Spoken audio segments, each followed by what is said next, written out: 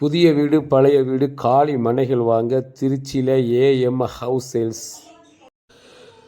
பால் பண்ணை தஞ்சாவூர் ரோடு பார்த்திங்கன்னா Reliance super மார்க்கெட்டுக்கு பின்பக்கம் ஆண்டாள் தெரு 1000 சதுரடி காலி மனை விற்பனைக்கு உள்ளது. ஒரு சதுரடி 2000 சொல்கிறாங்க. இப்போ பார்க்குற இடம் இது தான். கிழக்க பார்த்த மனை, 4 பக்கமும் ரோடு இருக்குது, சுற்றி வீடு இருக்குது. இடத்த பாருங்கள். விருப்பம் உள்ளவங்க இந்த நம்பருக்கு தொடர்பு கொள்ளுங்கள்.